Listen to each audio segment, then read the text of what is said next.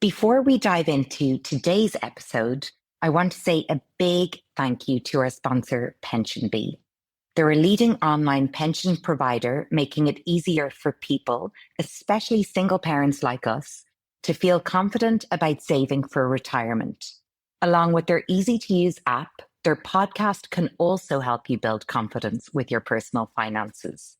The Pension Confident podcast is a monthly show covering pensions, ISAs, mortgages, and more. Listen to the Pension Confident podcast wherever you get your podcasts.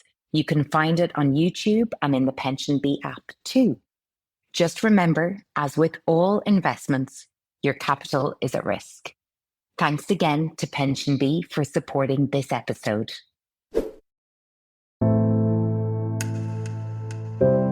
Hi, I'm Zoë Desmond, the founder of Frolo, the award-winning app for single parents that features both community and dating modes. And I'm also co-author, along with my wonderful friend Rebecca Cox, that I made through Frolo, of the book How to Be a Happy Single Parent. Hello and welcome to another episode of the Frolo podcast. Today I'm speaking with Linzi Kavanagh, a coach who knows deeply how divorce can blow apart everything you thought you were and how to rebuild with more confidence, compassion, and self-worth. Linzi was married 16 years, a stay-at-home mom for most of that, without savings or a plan when her marriage ended. She's since trained in psychology, counselling, NLP, EFT, and now helps women navigate the emotional chaos of separation, the grief, the fear, the triggers, and build a life they didn't even know they could want. Linzi, a warm welcome to the Frolo podcast. Hi, Zoe. I am so delighted to be here. After many obstacles have been in our way. I know. Well, you know what? That's what life does, Linzi, doesn't it? It throws obstacles our way and we just have to figure out a way to climb over them, which we have done in order to be able to record this episode. So really pleased that we've made it here. And yeah, I'd love to start, as I usually do with the Frolo podcast, and ask about you and your story and what's your single parent background story that led you to the work you're doing today. Well, as you mentioned, Zoe, at the start, I had been married for 16 years and I woke up one morning to an email from my husband just basically saying he didn't want to be in the marriage any longer. And to say I was devastated is probably underplaying it a bit. I was really happy. I was still in love with my husband, loved being married, loved being a wife and a mum. Like my entire identity was tied up to those two labels. So, you know, when everything changed and the rug was pulled under my feet, I was just a mess. I think, went through such a grieving process because you feel like the past has been a lie. Like, how many years did he not love me any longer? So you sort of lose the past, you lose the happy memories, and you obviously lose the future that you've envisaged. You know, I was picturing us, you know, going on round the world cruises and like having our grandkids. All of that was just gone in a second. But I think probably what hit me the hardest was how much things would trigger me and how much I would spiral even after he left. So I would think I was back on my feet and I would get, you know, one text from him, or I would get a lawyer's letter through the post, and it would just send me, you know, on the bathroom floor crying, bottle of wine again. I just felt so powerless in it all. I felt like everything was happening to me and I had no control over it. And what I noticed in that period of time was that while there was endless advice about the sort of practical side of divorce, like what papers to fill out, what to ask your lawyer, how to split your assets, there was nothing really out there to help you with the emotional roller coaster, the grief, the guilt, the fear, the loss of identity. And I think that's what I was desperate for in that period of time. And I knew that if I needed that, like so many other women would as well. So in my wisdom, I then thought, I'll set out to create what I need. And that's how Dazzle After Divorce came about. Amazing. Well, you know, as I've said many times on this podcast, the people that I interview, so many of their businesses and, you know, have come from what they needed and just being inspired. And, it's creating purpose through pain, which I just think is so amazing, to find meaning as well in why we go through things, in order to be able to not only find a healing journey for ourselves, but then give that away as well to other people. So what were your steps then? What kind of time period was did this happen in? Because I'm assuming it wasn't, a quick thing. I'm assuming this was a gradual sort of journey of up and down and up and down. And Absolutely. yeah. And I would say even 7 years later, I'm still on that journey, Zoe. I mean, I had a psychology degree, and I think I used some basic tools from that initially. I sort of knew I had to change where I was putting like my focus and my energy. I would say that it's fair to say that I was in the first year after my husband left me, I was obsessed with him, obsessed with his actions, obsessed with what he was saying to other people. And I knew that I had to really change my energy and my focus. So I started asking, what should I do instead of why did he do? And I would say that was the biggest thing that got me moving. It got me out of victim mode and it got me into action mode. I started to kind of cling to tiny practices. Like I would be grateful for one thing every single day. I would try and name one thing to be grateful for. And in those early days, like it was literally as small as I got my coffee before it went cold. I didn't have to stick it in the microwave. Like we went like micro on this because it just felt too hard to actually be grateful for anything bigger at that time. I also began journaling. So just like pouring out all the messy thoughts and questions I had about him that he would never answer. I put them all down on paper until I kind of started to make sense of them myself.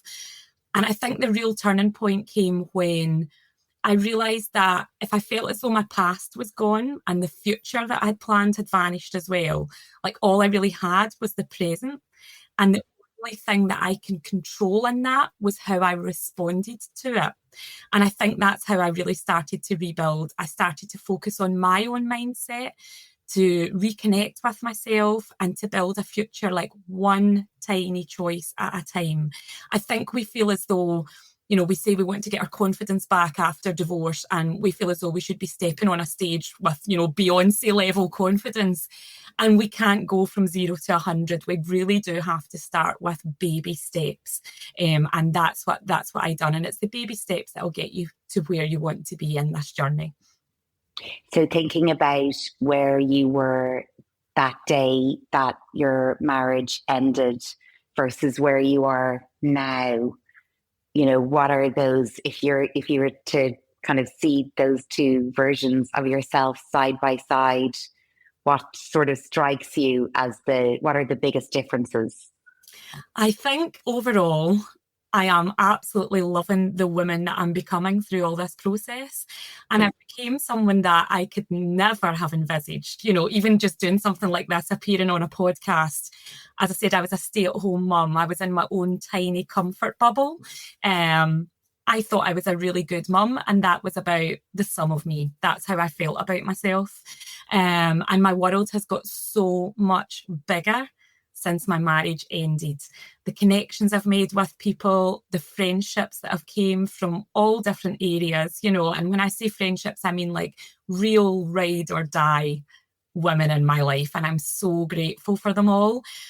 But to get to that place, I really did have to get out my comfort zone and I had to push myself daily. And I had to sort of let go of this idea of perfectionism, which was a huge struggle for me, especially when I started my business. It was like, I want to do this really well. And if I can't do it really well, I'm not going to do it at all. And I had to really get over that and really get comfortable being a beginner at things. And I think that relates a lot to after divorce. You are starting from scratch in so many ways. And I've spoken before about why I developed Dazzle after divorce, because I wanted something out there to help people with the emotional roller coaster. But I also think it's really important that another aspect of divorce that isn't spoken about enough is parenting after divorce. And I think that we speak about co-parenting a fair bit, But I think we need to have conversations about how you actually change as a parent in your own home after divorce as well. I think that's really, really important. And that's what I would love to just talk about today in the podcast, because I feel as though when you parent after divorce, you just do things completely differently. So now you sort of let certain behaviours go that you wouldn't have previously, because you just feel as though your children are hurting. They're going through so much. And it's really tempting to just sort of let things go, right? The room isn't tidied. Well, that's because they were at their dad's for the past 2 days. I'll just let it go. They were talking to me in a cheeky manner. Well, that's because, the whole world has been turned upside down and I have to just let some things go. And I think a biggie as well is if you're only seeing your children for a portion of that time, you then don't want to waste what little time you have with them by being in conflict with them. Yeah. But then you go to bed at night and you question if you're being too easy on them. And it's these struggles that aren't talked about enough, I feel. The other good side about parenting after divorce is you feel like you become a team with your kids, which is lovely, especially if your children are kind of older when you're going through this. Mine were like 12, 11 and 8 at the time. But by becoming this lovely little team in your own home, you then realise that makes discipline quite difficult as well. And, you're doing it all. You're doing the school runs, the bedtime routines, the teenage moods, the endless lists. But you're still having to do all that with a broken heart, a tighter budget, no one to tag in when you've just completely wrung out. And, if you're co-parenting through that as well, you're somehow expected to hand over the people who are the most important to you in the world. You're handing them over to the one person who has quite possibly broken your heart and your trust. And that's a whole different aspect as well. And you just wonder, am I doing this right? Am I doing enough? Am I failing them? Is it going to feel like this forever? So, parenting after divorce isn't just different, it's a whole other identity shift. Yes. Yeah. It's messy, it's painful, it's confusing, and nobody prepares you for that side of things, Yes. Well, I think it's a great focus for this conversation. And everything you said there, there's examples of my own situation jumping out in my mind. And, everyone listening, I'm sure those who have gone through separation and divorce will identify with that. And then even the solo parents who are listening who, might kind of, will have some of the same sort of challenges. And I know from my own experience, I bounce between exactly as you said, because my son is, with his dad, a chunk of the time as well. I really want to make that time nice. And then there's probably times when, when he comes back and I try and make everything really nice and I have his favorite dinner and I make the house cozy and, he's allowed to bring his bed covers down and we can have a movie night. But then but this isn't, I also need you to make your bed. I need you to put, bring your clean up after dinner. I need you to set the table. I need you to, so it's trying to kind of get that right balance and also read the room in terms of where he's at emotionally and what he needs as well. Any of us in a co-parenting situation, we don't necessarily know what their world has been like or their emotional world has been like for the time that they haven't been with us. So it's kind of trying to navigate that and test the temperature, I suppose, as well. So it's so tricky and it's trial. And in my experience, it's trial and error. But what I do know, and this weekend, my son was with me and I gave him a load of jobs on Saturday and he feels really good about it. He feels it's good for his self-esteem because, I think he wants to feel kind of important and wants to feel useful. Or if we do some kind of cooking together, or if I give him, will you please stir this, or will you crack an egg into it, or whatever, he feels part of the team and he feels important instead of me just doing stuff for him. So it's that balance. So yeah, Linzi, tell me everything and how do we navigate it? I think the underpinning of all my courses, whether it's co-parenting, parenting, or how to just handle your ex, the whole framework is based on body, brain, and beliefs. Like, this matters so much because, parenting after divorce, it's not just about strategies. It's really about regulating your body, giving your brain the tools that you need to have that resilience and strength, and rebuilding your beliefs. I think the beliefs is a huge part of it as well. And I think, your nervous system is just shot after any separation or divorce. You've been constantly living in this fight or flight.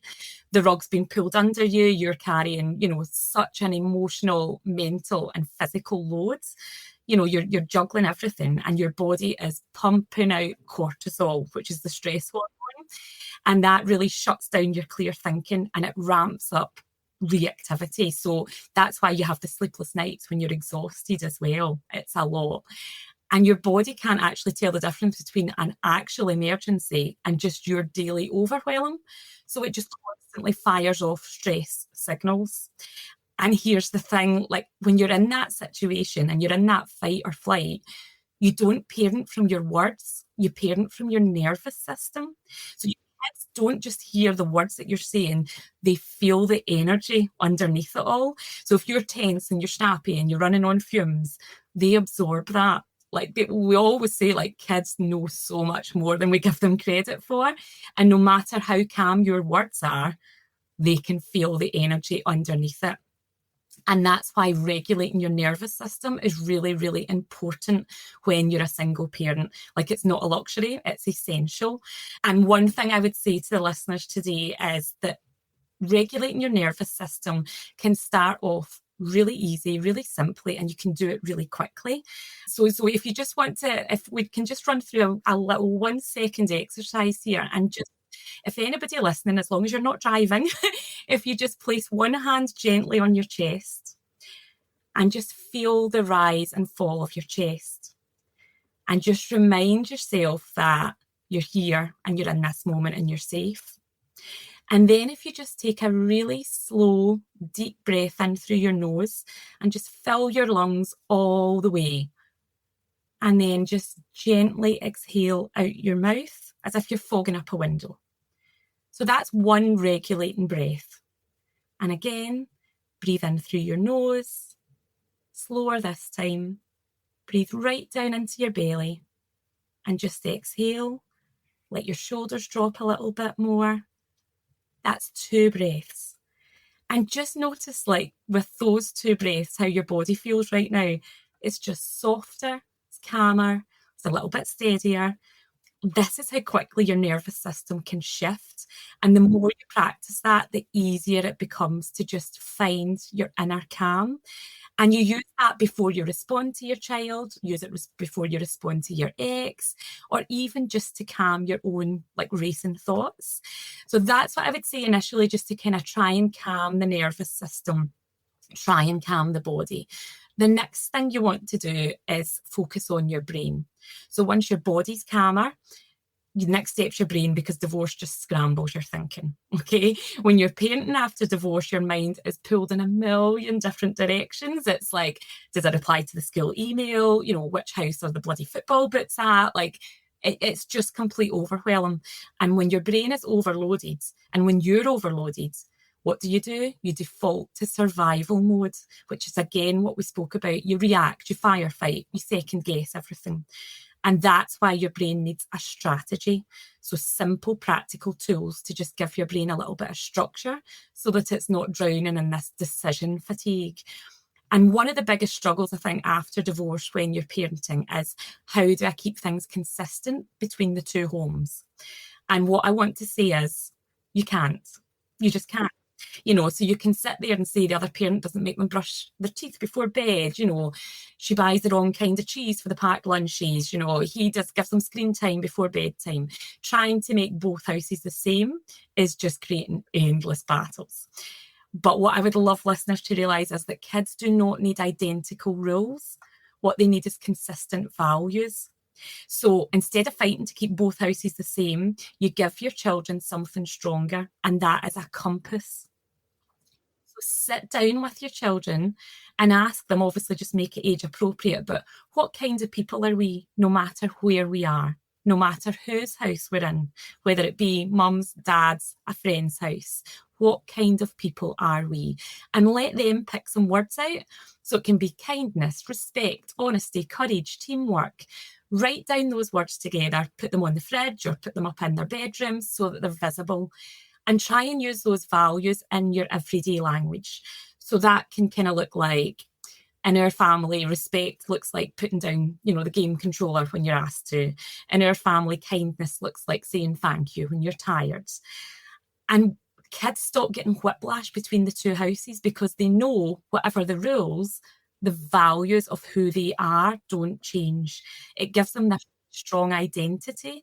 They're not just following orders, they're living by principles that they've helped. Yeah. And it just takes this constant conflict away between you and your ex as well. And that is what I would say is just parenting with intention rather than reaction.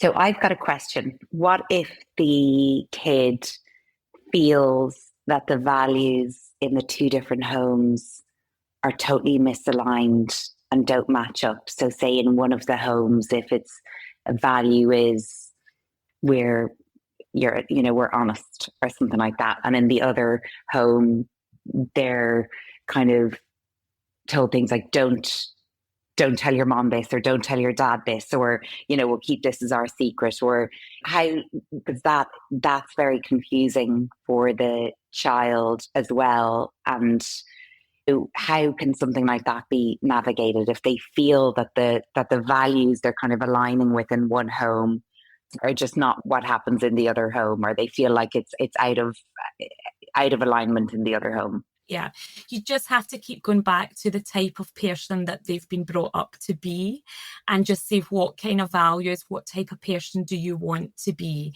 and focus on that. And just say that, it's a difficult situation for them to be in, but they have to follow what they believe is the right thing to do. And you just have to model the behavior that you want to see. That's all you can do in that situation. And just always explain to them that you can't control what other people do, but you can control how you respond to it. And I think that's what's really important to teach a child. It's how you respond. And again, I think that when we're parenting, sometimes if we display values that we maybe don't want, if we display that crankiness, that anger, that bitterness, we don't have to hide that and be ashamed of that in front of our children, but we do have to be honest about it and just own up to it and say, I reacted in a way that I'm not proud of in this situation, and I want to apologise for that, and I want to try and do better next time. And if we do that in front of our children then in turn will feel comfortable doing that in their own situations as well. I did lie about that. I did hide that from mum. I did, I was dishonest with dad about that. But all we can do is just say, let's try again another day. Let's try and be better another day. And I think reassurance that even as parents, we're not perfect. You don't suddenly become this perfect adult. It's just showing up and being honest and being resilient, really. Absolutely. And I think it is such a valuable thing to model to our kids that we get stuff wrong and we can be super accountable and say, I'm really sorry I messed up on that one, or I overreacted, or I jumped to the wrong conclusion, or I was just in the middle of a really stressed minute and I'm sorry I shouted. There's actually there's 3 tools, Zoe, that I teach my clients, but we can also teach our children it as well. So like just having a repair script. So after a wobble, just say, I was really sharp earlier. I'm sorry. Here's my new plan. And I think repair matters more than perfection. Absolutely. And I think another really useful thing to teach your children, if they do feel as though they're sort of torn a little bit and being pulled in 2 different directions, is building a self-trust ladder. So just one small promise to yourself every day. So as an adult, that can be, I'm going to drink a glass of water before I have my morning coffee. I'm going to switch off my phone at 10 o'clock. And every kept promise simply whispers, I can trust me. I know who I am. I know the type of person I am, and I trust in myself. So a self-trust ladder. And building up an evidence bank is really good, again, for adults and for children.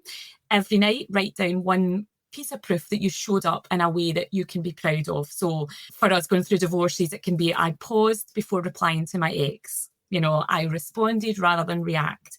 I hugged instead of snapping. And after 2 weeks, when you see all that proof in front of you, you see that you're not failing.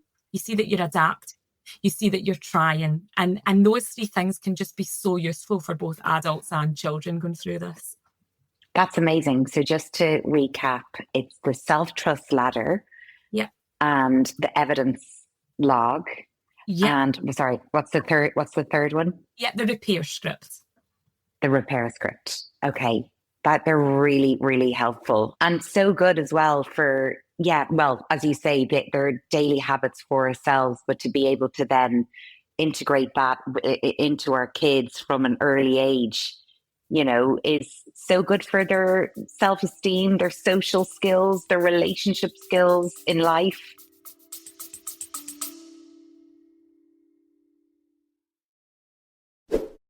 The following is a paid advertisement from BetterHelp. I want to talk about mental health for a minute. Being a single parent comes with its highs and lows, and as single parents, it's so important to make sure we look after ourselves in the process. That's why I'm excited to introduce you to BetterHelp, the online therapy service that's here to support you every step of the way. With BetterHelp, you can connect with registered therapists from the comfort of your own home. Whether you're feeling overwhelmed, stressed, or just need someone to talk to, they're here to help. Plus, as a Frolo member, you get an exclusive 25% off your first month. Just visit betterhelp.com/Frolo. That's betterhelp.com/Frolo.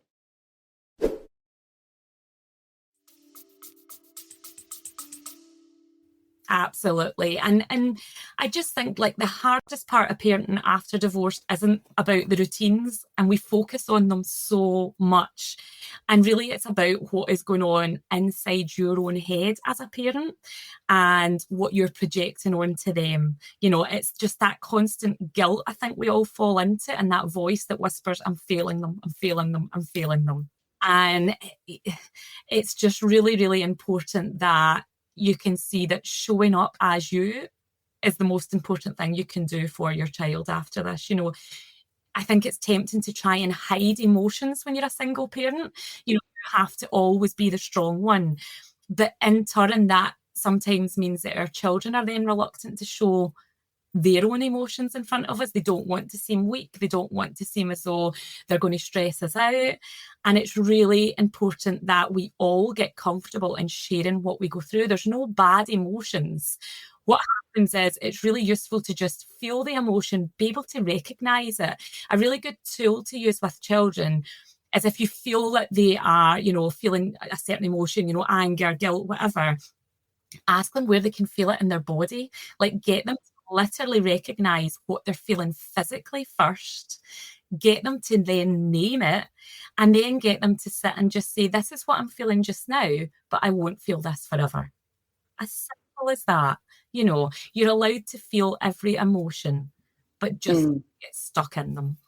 Yeah. What I say to my son when he's kind of experiencing big emotions is that every emotion is welcome, but just as long as there's, respect. Because what I don't want to kind of invite in is, let's throw a something across the room or whatever. So, but I think that's really helpful, because then he knows, I can be angry. I can be frustrated. I can be, all of these, what, he in his mind might be negative, unwelcome emotions. And so I think that is really important. And I say to him, if I'm having a time of like very limited tolerance for whether it's just like it's the end of the day and I've just, I've got nothing in the tank, I'm tired, it's the whatever the situation may be, but I just say to him, okay, out of a 0 to 10, I'm at a level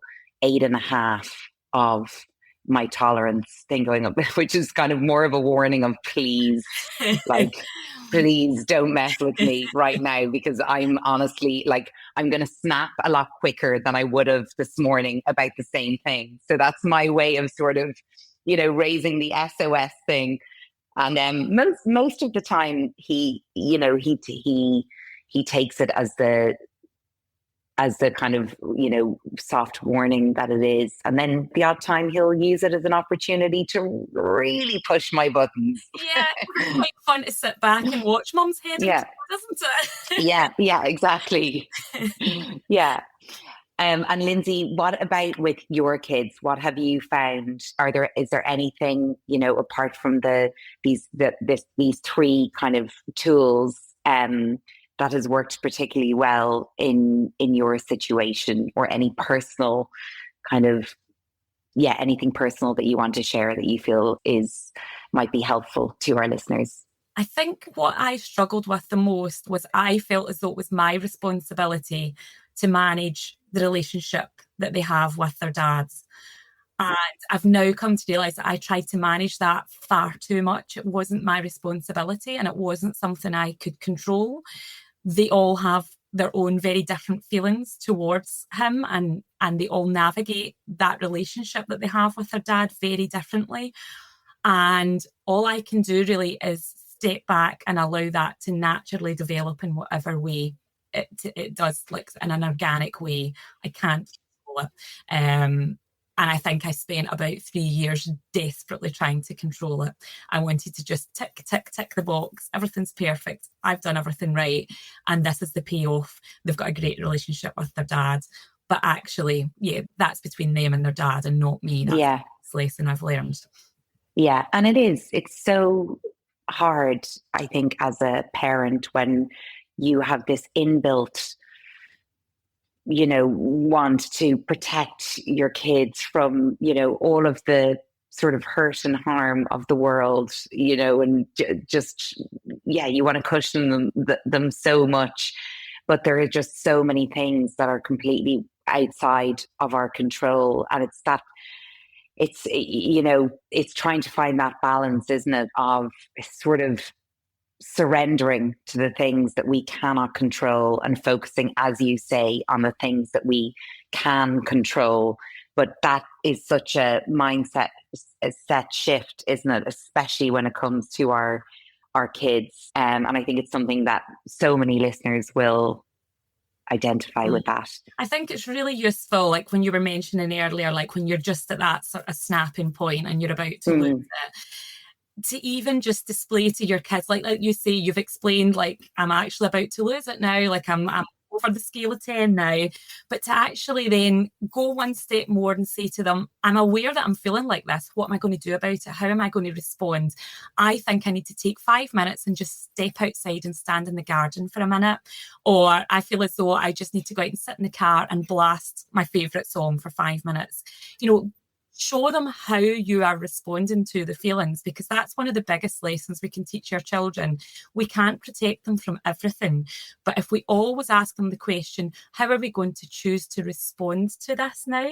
Like, that's a really, really valuable question to ask yourself. And it's not about beating yourself up and saying, right, well, I chose to respond today by drinking a bottle of wine when I was stressed. It's just getting curious about, how am I going to respond to this? What am I going to do? Just ask those questions all the time. Yeah, absolutely. So how do people work with you, Lindsay? What does it look like to work with you? So my biggest programme, my award-winning programme, is called Dazzle After Divorce. So that is 3 months of literally one-to-one support. So we have a Zoom call every fortnight. And in between those calls, we have homework, we have resources sent. We also have access to one another on Voxer, which is a little bit like WhatsApp. So you've basically got me in your pocket for 3 months. each program is tailored to suit the individual needs. So we just sort of have a call at the start. We figure out where you are, we figure out what you need and where you want to be, and we go through the program from there. So it's very individualized support. There's never a time where I'm not available for you. That's why I do the Voxer support in between the calls, because when you're going through divorce, sometimes you really, and especially when you're a single parent as well, you really need somebody almost straight away sometimes to just talk you down, bring you down off that ledge, don't you? And that's what I aim to be for my clients. So yeah, it's very one-to-one. It's very individualized. I will be your biggest cheerleader, but I will also kick you up the butt when you need it as well. In the nicest tough love. way. Yeah, absolutely. I think what I would say is the difference between working with me and going through therapy, I would say, is I'm very future focused. I'm very action orientated. So I don't want this to be a first wives club where we sit for an hour every fortnight and we bitch about your ex. I want the focus to be on you and on your life and the actions that you're going to take to move forward. And I would say that's probably the biggest thing that stands me out from other sort of types of therapy and coaching. Amazing. And finally, Linzi, what would you say to that version of yourself that was, how many years ago was it? 7 years, yeah. So I've gone 7 from years. Being a stay-at-home mum to literally, like, I've won business awards. I now support my family. I've bought my own house. I've gone from having like no mortgage and debt to being a homeowner as well. But the biggest thing I would say that I'm proud of is I've found my voice now and I know who I am. And I think that was something that got very lost in 16 years of marriage. And I'm just really proud of who I am now. And I'm proud of all my imperfections as well. Like I'm very well aware of the imperfections and I'm not beating myself up about them anymore. I'm just curious about them. And that's what I would love to get other people in that stage. Like we've all got different strengths and it's about getting really, really proud of those strengths, being able to name those strengths and then also being able to say, what are the things I want to work on as well?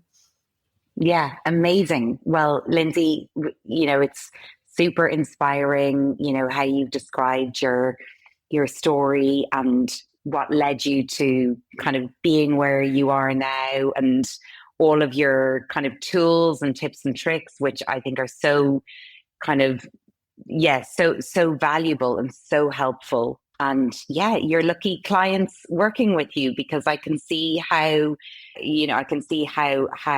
valuable you would be to people going through this. So thank you so much for coming on the Frolo podcast to talk to me today and share all of your story and your tips and tricks with our listeners.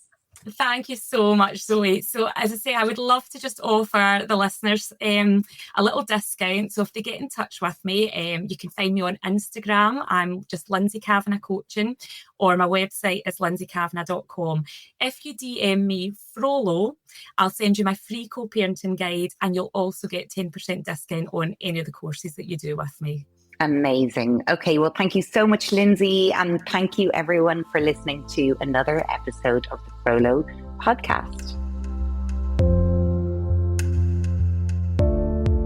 And that's a wrap for this week.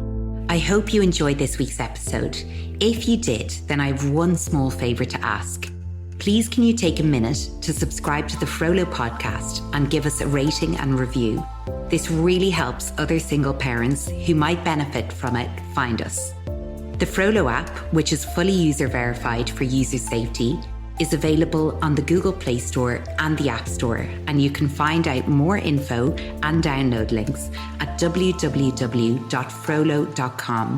or follow us on Instagram @FroloApp. And you can purchase your copy of our book, How to Be a Happy Single Parent, at all the major book retailers. Until next time, have a great week.